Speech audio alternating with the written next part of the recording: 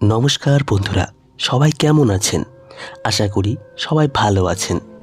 আজ আপনাদের জন্য নিয়ে এসেছি গভীর সেই রাত গল্পের ৪ নম্বর পর্ব। আশা করি গল্পটি আপনাদের ভালো লাগবে। তাহলে চলুন শুরু করা যাক। ঠোঁট ছেড়ে দিয়ে আমার ঘাড়ে চুম্বন করে, আমার চুল সরিয়ে আমার পিঠে ছোট ছোট করে চুমু দিতে থাকে। এভাবে প্রায় বেশ কিছুক্ষণ চলে। এদিকে আমার চোখ থেকে অনর্গল জল গড়িয়ে পড়ছে। আমার এই নিস্তব্ধ কান্না ওনার চোখে পড়েও পড়ছে না। ওনার স্পর্শ আমার শরীরে ক্ষীণ ধরিয়ে দিচ্ছে। আমার আর সহ্য হচ্ছে না ওনার স্পর্শ। আমি আর সহ্য করতে না পেরে এক ঝটকায় নিজেকে ছাড়িয়ে নিলাম। বসা থেকে উঠে দাঁড়িয়ে ওড়না ঠিক করে বললাম, এটা কি করছেন আপনি? কেন বুঝতে পারছেন না আমি এসব করতে একদম ইচ্ছুক নই? আমাকে ছেড়ে দিন। কথাগুলো বলতে বলতে বার কয়েক ঠোঁট ওড়না দিয়ে মুছে নিলাম। এদিকে ওনাকে এভাবে সরিয়ে দেওয়াতে উনি খুব রেগে যায়। উনি এসে আমাকে দেওয়ালের সাথে ঠেসে ধরে এক হাতে আমার গলা শক্ত করে টিপে ধরে বলে, তোমার সাহস তো কম না? তুমি আমাকে ধাক্কা মেরেছ। এত বড় সাহস আসে কোত্থেকে তোমার? একটা কথা মনে রেখো, আমি যা বলি তাই করি। যদি নিজের সম্মান পেয়ারি হয় তাহলে চুপচাপ আমার কথা মেনে চলো। তা না হলে এই এগ্রিমেন্টের একটা কপি সবার ল্যাপটপে পাঠিয়ে দেবো। তা করতে আমার বেশিক্ষণ সময় লাগবে না। গ্রুপে ছেড়ে দিলেই চলবে। বুঝেছো তুমি? আর ভবিষ্যতে আমাকে রাগানোর চেষ্টা করবে না। এখন যাও, হাতের কাজ শেষ করে রেডি থাকো আমার সাথে বাসায় যাওয়ার জন্য। আজ তোমাকে বোঝাবো আমাকে ধাক্কা দেওয়ার মজা। এই বলে উনি আমাকে ছেড়ে দিল। এদিকে শক্ত করে গলা টিপে ধরার কারণে আমার গলা ব্যথায় টনটন করছে। উনি ছেড়ে দেওয়ার সাথে সাথে আমি মুখ চেপে ধরে মেঝেতে বসে পড়ি। বেশ কিছুক্ষণ সময় লাগলো ধাতস্থ হতে। তারপর উঠে চোখ মুখ ভালো করে মুছে ধীরে ধীরে ওনার কেবিন থেকে বেরিয়ে এলাম। বাইরে এসে এমন ভাব করলাম যেন কিছুই হয়নি ভিতরে। চোখের পানি গোপন করে মাথা নিচু করে সোজা নিচের কেবিনে চলে গেলাম। দুই হাত টেবিলের ওপর রেখে তার ওপর মাথা রেখে আধ শোয়া হয়ে ইচ্ছে মতো কান্না করলাম। এই নীরব কান্নার শব্দ আশেপাশের কেউ শুনতে পাচ্ছে না। মনে হচ্ছে এখন থেকে এই কান্নাই আমার সঙ্গী হবে। কিন্তু আমি কি করব? আমি তো এমন জীবন চাইনি। বাসায় জিজ্ঞেস করলে কি বলবো? মাথায় কিচ্ছু আসছে না। উনি কেন আমার সাথে এমন করছেন? কান্না করতে করতে হাতের কাজ শেষ করলাম। অফিস ছুটি হয়ে গেছে। একে একে সবাই আমার সামনে দিয়ে পেরিয়ে যাচ্ছে। শুধু আমি বসে আছি ল্যাপটপ নিয়ে, যেন ওরা বুঝতে না পেরে কিছু। কয়েকজন জিজ্ঞেস করছে, যাবি না? আমি এমন ভাব দেখালাম যেন আমার কাজ এখনও শেষ হয়নি। আমি বললাম, না, আমার কাজ বাকি আছে। এই তো আর কিছুক্ষণ পরে বেরিয়ে যাব, তোরা যা। আস্তে আস্তে সবাই বেরিয়ে গেল অফিস থেকে। অফিসে এখন আমি আর স্যার ছাড়া আর কেউ নেই। বেশ কিছুক্ষণ পর স্যার কেবিন থেকে বেরিয়ে এসে আমার সামনে দাঁড়ায়। স্যার বলে, তোমার হলো? আমি বললাম, স্যার। বলে, তাহলে বসে আছো কেন? চলো যাই। আমি কাঁধে ব্যাগ ঝুলিয়ে স্যারের পিছু নিলাম। রাত এখন 8টা বাজে। গাড়ির সামনে এসে দাঁড়িয়ে আছি। স্যার বলে, উঠে বসো। আমি পেছনের দরজা খুলে উঠে বসলাম। স্যার আমার পাশে বসে ড্রাইভারকে বলল গাড়ি চালাতে। গাড়ি চলতে শুরু করলো। আমি মাথা নিচু করে শুধু কান্না করে যাচ্ছি। কান্না ছাড়া যে আমার মাথায় আর কিছু আসছে না। আমি তো চললাম স্যারের সাথে, কিন্তু বাড়িতে তো এখনও ফোনও করিনি। ফোন করে কি বলবো আমি সেটাই মাথায় আসছে না। হঠাৎ স্যারের কথায় আমি চমকে উঠলাম। স্যার বলে, বাসায় ফোন করে বলেছো তুমি রাতে নাইট ডিউটি করছো? আমি স্যারের মুখের দিকে বেশ অবাক হয়ে তাকালাম। আমি বললাম, না। স্যার বলে, এখন থাক, গাড়ি থেকে নেমে ফোন করে নিও। আর হ্যাঁ, এখানে কান্না করার কিচ্ছু নেই, তাই যা হচ্ছে তার সাথে মানিয়ে নেওয়ার চেষ্টা করো। আমি হাত জোর করে বললাম, এবারের মতো কি মাপ করে ছেড়ে দেওয়া যায় না? স্যার বলে, আরে তুমি কি এমন অন্যায় করেছো যার জন্য মাপ চাইছো? ছি, এমন করে মাপ চাইতে নেই। বুঝতে আর বাকি রইল না এই লোক আমাকে ছাড়বে না। এর হাত থেকে আমি রক্ষা পাবো না। এদিকে স্যার আমার কাঁধে হাত রেখে আমাকে আরও ওনার কাছে টেনে নেয়। আমার বুক ওনার বুকের সাথে লেপ্টে যায়। কাঁধে রাখা হাত ধীরে ধীরে ঘাড় গলা বেয়ে আমার বুক স্পর্শ করে। আমি কেঁপে উঠে নিজেকে গুটিয়ে নেই। স্যারের হাত আমার বুকে বিচরণ করতে থাকে, অন্য হাত আমার এক হাত ধরে আছে। এভাবেই পুরো রাস্তা চলতে থাকে। লোকটার নিয়তি যে এত খারাপ আমি জানতাম না। সাহায্য চাইতে এসে ওনার পাতা ফাঁদে পা দিয়ে ফেললাম আমি। আচ্ছা, উনি কি শুধুই আমার সাথে এমন করছে, নাকি অন্য মেয়ের সাথেও এমন করে? নানান কথা ভাবতে ভাবতে ওনার বাড়িতে এসে পৌঁছালাম। গাড়ি থেকে নেমে ওনার পিছে পিছে যেতে লাগলাম। বাড়ির ভেতরে প্রবেশ করতে মুখোমুখি হলাম কাজের মেয়েদের সাথে। সেদিনের চেনা 3 জন ছাড়াও আজ আরও 2 জনের নতুন মুখ দেখতে পেলাম। ওরা সারিবদ্ধ হয়ে দাঁড়িয়ে আমাদের দিকে তাকিয়ে আছে। স্যার বলে, টেবিলে খাবার দাও, আমি এখনই আসছি ফ্রেশ হয়ে। এই বলে আমাকে নিয়ে উপরে চলে গেল। এদিকে কাজের মেয়েগুলো একে অপরের মুখ দেখল শুধু, কিন্তু মুখে কিছু বলার সাহস পেল না কেউ। তবে আমাকে নিয়ে যে ওদের মাঝে সমালোচনা শুরু হবে তা আমি বেশ বুঝতে পারছি। রুমে এসে স্যার বলে, তুমি বসো, আমি ফ্রেশ হয়ে নেই। এই ফাঁকে তুমি ঘরে কথা বলে নাও, বলবে যে তোমার নাইট শিফট রয়েছে। এবার থেকে সপ্তাহে 1 দিন করে নাইট শিফট হবে। এর থেকে বাড়িতে কিছু বলতে যেও না, ঠিক আছে? এই বলে ফ্রেশ হতে চলে গেল। উনি আমাকে যা শিখিয়ে দিল আমি তাই বললাম। ঘরে আমার কথা শুনে প্রথমে মা একটু চেঁচামেচি করে পরে বুঝিয়ে বলাতে শান্ত হয়। কিন্তু আমার মনকে যে আমি শান্ত করতে পারছি না। কেমন যেন অস্থির অস্থির লাগছে। আমার ইচ্ছে করছে এখান থেকে পালিয়ে যাই, কিন্তু এই রাত থেকে আমি বাঁচবো কী করে? কথাগুলো ভাবতে ভাবতে স্যার বেরিয়ে এলো ফ্রেশ হয়ে। একটা সাদা টি শার্ট আর ট্রাউজার পরে আমাকে বলো, চলো নিচে খাবে। আমি বললাম, আমি খাবো না, আমার খেতে ইচ্ছা করছে না। স্যার বলে, খেয়ে নাও, কারণ তোমার শরীরে শক্তির প্রয়োজন, তা না হলে আমাকে সামলাবে কী করে? সেদিন রাতের অভিজ্ঞতার কথা নিশ্চয়ই ভুলে যাওনি। আমি বললাম, আমার খিদে পাইনি, আপনি খেয়ে আসুন। স্যার বলে, ঠিক আছে, না খেলে নেই। এত জোরাজুরি করার বা তেল মাখিয়ে খাওয়ানোর অভ্যেস আমার নেই। এই বলে তিনি নিজেই খেতে চলে গেল। আমি শুধু কান্না মাখা মুখ নিয়ে ওনার দিকে তাকিয়ে রইলাম। আমি যেভাবে বসেছিলাম সেভাবেই বসে আছি। স্যার বেশ অনেকটা সময় পর রুমে এলো।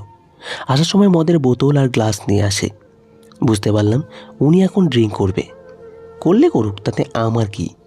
এই গন্ধটা তো আমি একদম সইতে পারি না। কেমন যেন মাথা ঘোরায়, বমি বমি হয়। বসে বসে কথাগুলো ভাবছি, তখনই স্যার বলে, খাবে নাকি? আমি বললাম, আমি এসব খাই না। স্যার বলে, সেদিন খাওনি, আমি জোরও করিনি, কিন্তু আজ না খেলে জোর করে খাওয়াতে বাধ্য হব, কারণ আমি খেয়ে মাতাল হব আর তুমি বেমাতাল থাকবে। খেলায় ঠিক জমবে না, তাই দুজনকেই মাতাল হতে হবে। সেদিন তুমি তোমার ইচ্ছায় এসেছো, কিন্তু আজ তুমি আমার ইচ্ছায়, তাই আমি যা বলবো তোমাকে সেটাই শুনতে হবে। এই নাও, এটা খেয়ে নাও। এই বলে হাফ গ্লাস মদ আমাকে এগিয়ে দেয়। আমি বললাম, প্লিজ স্যার, জোর করবেন না, আমি খাই না এসব, আমার এসবের অভ্যাসও নেই। স্যার বলে, আরে না করো না, একবার খেলে ঠিক হয়ে যাবে, নাও নাও খেয়ে নাও। আমি বললাম, স্যার প্লিজ আমাকে জোর করবেন না, আপনার দুটো পায়ে পড়ি। কিন্তু কে শোনে কার কথা? উনি আমার গাল চেপে ধরে মুখ হা করিয়ে মদ ঢালতে শুরু করে, আর আমি বেচারি না চাইতেও মদ ঢক ঢক করে গিলে ফেলেছি। কেমন যেন তেতো তেতো। উনি আমার মুখ ছেড়ে দিতেই আমি মুখ বিকৃত করে নিলাম। আমার পেট গুলিয়ে বমি হতে লাগলো। দৌড়ে ওয়াশরুমে চলে গেলাম। ওয়াশরুমে গিয়ে বমি করে তারপর মুখে হাতে পানি দিয়ে বেরিয়ে এলাম। বমির সাথে কিছুটা মদ বেরিয়ে এসেছে, তবে ততক্ষণে আমার মাথা ঝিমঝিম করতে শুরু করেছে। আমি কোনো রকম ওয়াশরুম থেকে বেরিয়ে খাটে এসে বসলাম। এদিকে স্যার নিশ্চিন্তে বসে মদ খাচ্ছে। আমি 2 হাতে মাথা চেপে ধরি, কারণ আমার সামনে থাকা সব কিছু কেমন যেন ঝাপসা ঝাপসা মনে হচ্ছে। সামনের সব জিনিস ডাবল ডাবল দেখছি। কেমন যেন অন্যরকম একটা অনুভূতি হচ্ছে। স্যার আমার দিকে তাকিয়ে মিটমিট করে হাসছে। আমি বললাম, আমার এমন কেন লাগছে? আমার মাথা ঘুরছে। স্যার বলে, ও কিছু না, একটু নেশা হয়েছে। ততক্ষণে আমি হুঁশ হারিয়ে ফেলেছি। আমি নেশাকৃত হয়ে বললাম, নেশা হয়েছে, বেশ হয়েছে, সব কিছু কেমন যেন দুটো দুটো মনে হচ্ছে। এই দেখুন না, আপনিও 2 জন। কোনটা আপনি? স্যার আমার হাত ধরে এক টানে বুকে নিয়ে এসে বলে, এই তো, এইটা আমি। আমি বললাম, সত্যি এটা আপনি? তাহলে অন্যজনকে? ও আপনার যমজ ভাই? কিন্তু আগে তো কখনো দেখিনি। স্যার বেশ বুঝতে পারল হাফ গ্লাস মদে আমার বেশ নেশা হয়েছে। এখন আর দেরি করা যাবে না, আসল কাজ শুরু করতে হবে। আজ ও আমাকে না করতে পারবে না। সারা রাত আমার প্রত্যেকটা ভালোবাসার রেসপন্স করবে। কথাগুলো ভেবে স্যার এক এক করে নিজের কাপড় সব খুলে ফেলল। এখন আমার নেশা সত্যমে চড়েছে। আমি হেসে বললাম, এ কি স্যার, আপনারা দুজন এভাবে বিবস্ত্র হয়ে গেলেন কেন? স্যার আমার কথার উত্তর না দিয়ে আমার কাছে এসে আমার কাপড় খুলতে লাগলো। আমি ওনাকে পাতা দেওয়ার চেষ্টা করলাম। স্যার জোর করে আমাকেও বিবস্ত্র করে ফেলল। আমাকে ধাক্কা দিয়ে বিছানায় ফেলে দিয়ে আমার ওপরে শুয়ে পড়ল। দুজনের নগ্ন শরীর একে অপরের সাথে মিশে যাচ্ছে। যেহেতু আজ আমি নেশাকৃত হয়ে আছি, তাই আমি বাধাও দিচ্ছি না। আমার কাছে বেশ ভালো লাগছে, তাই আমি ওনাকে জড়িয়ে ধরলাম। যেমন উনি আমার মুখে চুমু দিচ্ছে, তেমনি আমিও ওনার মুখে চুমু দিচ্ছি। এভাবে আদর করতে লাগলো। সারা রাত উনি আমাকে আদর করল। রাতভর কয়বার উনি আমার সাথে সঙ্গমে লিপ্ত হয়েছে আমি জানি না, তবে আমি মাঝাতেই ঘুমিয়ে পড়ি। আমার ঘুমন্ত শরীরটাকেও সে ছাড়েনি। আমার তো হুঁশই ছিল না, তাই আমি বুঝতেও পারলাম না উনি আমার সাথে সারা রাত কী করেছে। ভোর 5টার দিকে ওনার ক্লান্ত শরীর আমার বুকের উপর এলিয়ে দিয়ে ঘুমিয়ে পড়ে। সেদিনের মতো দুই হাতে শক্ত করে জড়িয়ে ধরে ঘুমিয়ে আছে। দিনের এখন 10টা বাজে। হঠাৎ আমার ফোনটা বিকট শব্দ করে বেজে ওঠে। তাতেই আমার ঘুম ভেঙে যায়, কিন্তু স্যারের ঘুম ভাঙে না। আমার ঘুম ভাঙতেই আমি অনুভব করলাম মাথাটা প্রচুর ভারী হয়ে আছে, সারা শরীর খুব ব্যথা করছে। ওনাকে আমার বুকের ওপর দেখে কাল রাতের কথা মনে পড়ে গেল। উনি আমাকে জোর করে মদ খাইয়েছেন। তারপর আমি বমি করে এসে খাটে বসলাম। এরপর কি হলো আর তো মনে পড়ছে না কিছু। তবে উনি যে আমার সাথে শারীরিক সম্পর্ক করেছে এটা বুঝতে পারছি। এসব ভেবে নিজেকে স্বাভাবিক করতে একটু সময় লেগে গেল। ততক্ষণে ফোন বেজে বন্ধ হয়ে গেছে। কিছুক্ষণ পর আবার ফোন এলো। ফোন হাতে নিয়ে দেখি মা ফোন করেছে। ঘরের দিকে তাকিয়ে দেখি দিনের 10টা 10 বাজে। সর্বনাশ, নাইট ডিউটির কথা বলেছি। আমার তো সকাল সকাল ঘরে যাওয়ার কথা, কিন্তু আমি তো এখনো এখানে পড়ে আছি। আমি তাড়াতাড়ি ওনাকে ধাক্কা দিয়ে সরিয়ে উঠে ফ্রেশ হয়ে কাপড় পরে নিলাম। এরপর ওনাকে ডাকতে এসে ওনার মুখের দিকে বেশ কিছুক্ষণ তাকিয়ে রইলাম। ওনার মুখ দেখলেই আমার মনে ওনার জন্য ঘৃণা ছাড়া আর কিছুই আসে না। আজ তো উনি অতিরিক্ত করে ফেলেছে। জোর করে মদ খাইয়ে সারা রাত আমাকে শোষণ করেছে। কি জঘন্য, কি নীচ ওনার বিচার! একটা মানুষ এতটা খারাপ হতে পারে? ওনাকে নিজের চোখে না দেখলে বুঝতে পারতাম না। আমি স্যারকে ডাকলাম, স্যার আমি বাসায় যাব, অনেক দেরি হয়ে গেছে। স্যার ঘুম ঘুম ভাব নিয়ে বলে, সমস্যা নেই, তুমি এখন আসতে পারো। আজ আর অফিসে যেতে হবে না, সারাদিন রেস্ট করো, যাও। আমি রুম থেকে বেরিয়ে এলাম। ওই দিনের মতো আজও ব্যতিক্রম হলো না। কাজের মেয়েগুলো আমার দিকে ট্যাপ ট্যাপ করে তাকিয়ে আছে। ওরা ছোট না, বোঝার মতো বয়স ওদের হয়েছে। একটা যুবতী মেয়ে একটা পরপুরুষের সাথে সারা রাত একটা রুমে থাকলে তাদের মধ্যে কী হতে পারে সবই ওরা জানে। তাই হয়তো বেশ অবাক হয়ে আমার দিকে তাকিয়ে থাকে, কিন্তু মুখে বলার সাহস পায় না।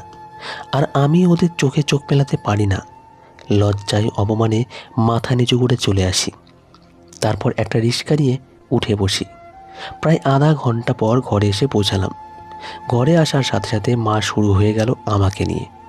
মা রেগে গিয়ে বলে, হ্যাঁ রে, এই তোর আসার সময় হলো? কিসের নাইট ডিউটি? হ্যাঁ, কই আগে তো কখনো শুনিনি। তাহলে হঠাৎ আজ কিসের নাইট ডিউটি? আমি বললাম, আরে মা, সবাই করে নাইট ডিউটি। নাইট ডিউটি করলে পয়সা ডাবল পায়। যেহেতু আমি লোন নিয়েছি, তাই ভাবলাম নাইট ডিউটি করলে এক্সট্রা কিছু পয়সা আসবে। তাই আমিও রাজি হয়ে গেলাম। সপ্তাহে একদিন করব। মা বলে, আমি একা করি না, অন্যান্য মেয়েরাও আছে। মা এবার শান্ত হলো আমার কথা শুনে। সেদিন সারাদিন রেস্ট করে তার পরের দিন আবার অফিসে গেলাম। কেবিনে গিয়ে বসতেই স্যার আমাকে ডেকে পাঠালো। কিছুক্ষণ পর আমি স্যারের কেবিনে গেলাম। আমি বললাম, স্যার ভেতরে আসবো? স্যার বলে, এসো। আমি ভেতরে এসে বললাম, স্যার আমাকে কেন ডেকেছেন? স্যার বলে, তুমি ঠিক আছো কি না তা জানতে। তোমার শরীর ভালো তো? আমি ওনার দিকে তাকিয়ে মনে মনে ভাবছি, উনি কি আমাকে এটা জিজ্ঞেস করার জন্য ডেকেছে? আমি ভালো থাকি আর খারাপ থাকি, তাতে ওনার কি বা যায় আসে? আমি বললাম, ঠিক আছে। স্যার বলে, ভালো থাকলে ভালো, নিজের যত্ন নিও, আর প্রত্যেক সপ্তাহে বলার সাথে সাথে রেডি থাকবে, মনে থাকে যেন। এবার আসতে পারো। আমি চলে এলাম কেবিনে। এভাবেই যেতে লাগলো দিন, আর শরীর ভালো না। সকাল থেকে পেটে ব্যথা করছে। ব্যথা করার কারণ পিরিয়ড এসেছে। আজ আবার ওনার বাড়িতে যেতে হবে, কিন্তু এই অবস্থায় কিভাবে হবে? আমি ভাবলাম ওনাকে গিয়ে বলবো আজ যেতে পারবো না, কোনো একটা অজুহাত দিয়ে দেব। এই ভেবে ওনার কেবিনে গেলাম। আমি বললাম, স্যার আসবো? স্যার আমার দিকে তাকিয়ে বলে, ও তুমি, এসো। আমি ভেতরে আসতেই বসতে বলে স্যার। বলে, কি ব্যাপার, কিছু বলবে? আমি বললাম, স্যার আজ আমি যেতে পারবো না, শরীর ভালো না। তাই স্যার বলে, দেখো, আমার সাথে কোনো অজুহাত চলবে না। আমি তো দেখছি তুমি দিব্যি আছো, সমস্যা কি? আমি বললাম, আসলে স্যার পেটে খুব ব্যথা করছে। স্যার বলে, উল্টোপাল্টা কিছু খেয়েছো নাকি? আমি বললাম, আসলে তা না স্যার। স্যার বলে, তাহলে ব্যথা করার কারণ কি? আমি চুপ করে রইলাম। কি করে বলি যে আমার পিরিয়ডস এসেছে? স্যার বলে, কি হলো, বলছো না কেন? আমি বললাম, আসলে স্যার স্যার। স্যার বলে, আমি ভনিতা পছন্দ করি না। কি হয়েছে সোজাসুজি বলো, না হলে আসতে পারো, আর আজ রাতের জন্য রেডি থাকো। এবার দেখছি বলতেই হবে, তা না হলে এ আমাকে ছাড়বে না। আমি এবার লজ্জা শরমের মাথা খেয়ে মাথা নিচু করে বললাম, স্যার মেয়েলি প্রবলেম হয়েছে। আর বুঝিয়ে বলতে হলো না। স্যার হাতে কলম কুড়াতে কুড়াতে বলে, কবে থেকে হয়েছে? আমি লজ্জায় মাথা উঁচু করতে পারছি না। আমি বললাম, আজ সকালে। স্যার বলে, ভালো, কোনো সমস্যা না, তারপরে রেডি থেকো। এবার আমি মুখ তুলে ওনার দিকে তাকালাম। এ কি, মানুষ নাকি মানুষরূপী অন্য কিছু? একটা মেয়ে পিরিয়ড অবস্থায় কতটা সমস্যায় ভোগে তার কোনো ধারণা আছে এই লোকটার? আমি আর কিছু বললাম না, সোজা কেবিনে চলে এলাম। কেবিনে এসে কান্না করতে লাগলাম।